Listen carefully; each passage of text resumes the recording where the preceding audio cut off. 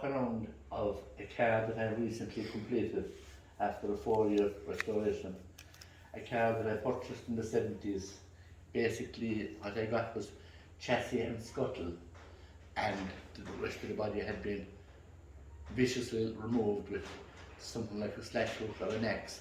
Luckily, I found all the panels in the acre of ground that surrounded the house, and they were badly distorted and bent, so I straightened them and welded them and put them back together temporarily, and I took the whole lot up to Jerry Skeet in Ballygally, and he recreated the coachwork and made new panels using the old patterns.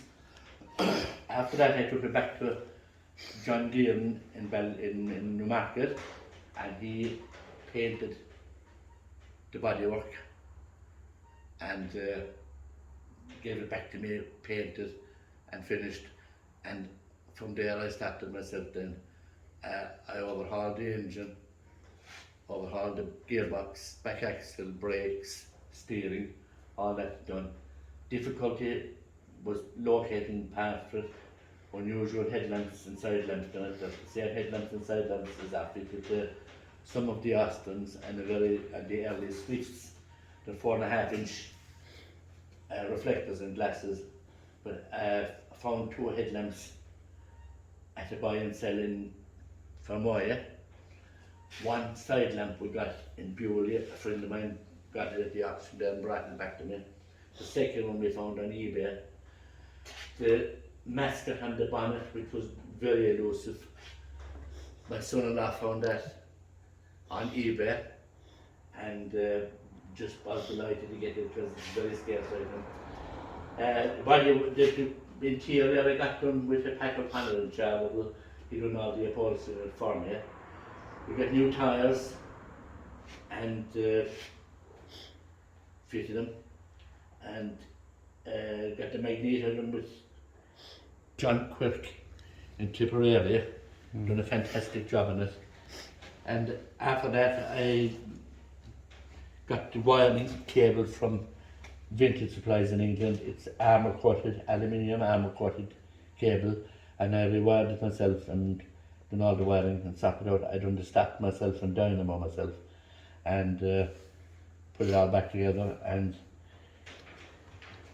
made other little bits and pieces that are very hard to get. Door handle I got from a friend of mine up the country, sent it on to me by post. A lot of small bits that had to be done to it. What about these tools? Tools are original. That's the original oil can and the original spark plug spanner, and at the other and also used for taking off the petrol cap. At the other side we have the staffing handle and its original grease pump.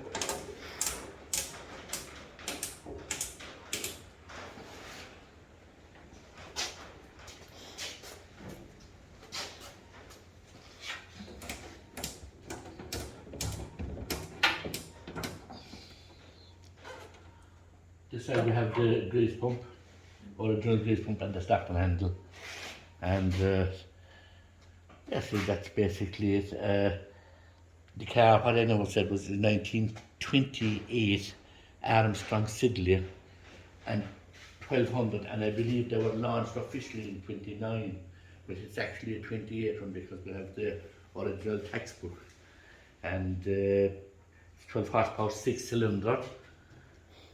Air and water cooled, which is quite unusual. The fan blades are on the flywheel of it, and it's a sealed engine compartment. It's 2-seater with a dicky seat. It's good. I think. You sure use those instruments in a minute? Huh?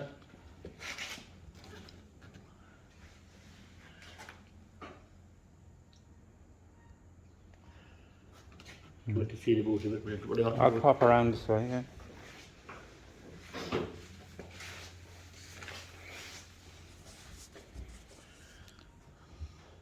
All the instruments work? All the instruments are working perfectly. I got the clock done with a local man that repairs clocks as a hobby.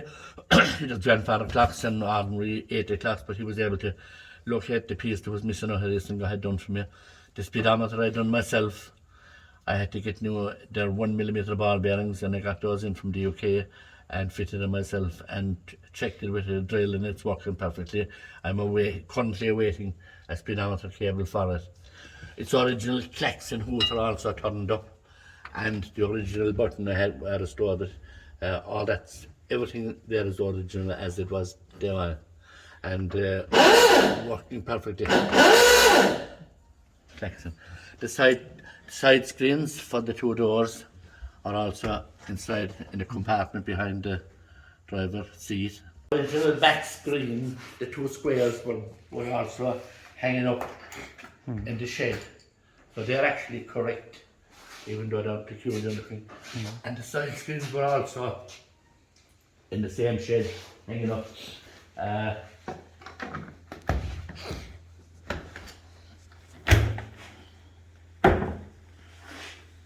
And we have a dicky seat in the back, catered for two people, and an original foot warmer also inside there.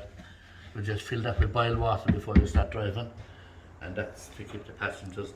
There should also be an umbrella and a rug for the passengers as they're out in the open. That tyre is one of the original tyres, which I'm very proud of, and it has written Australia, manufactured in CS.am, which is a nice little touch. The other tyres were not good enough to use on the road, so no tyres and no tubes fitted.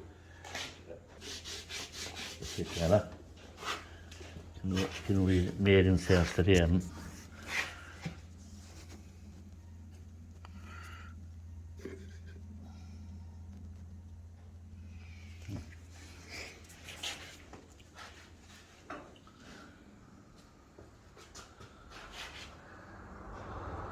And lastly, it was sold new by an Armstrong Siddeley dealer that had a garage in Main Street, Adare, where it resided all its life until I found it. And it's now back to its as near as possible as to what it was originally. And I road tested it now, and it's driving very well. And looking forward to taking it to a few rallies in the not so distant future.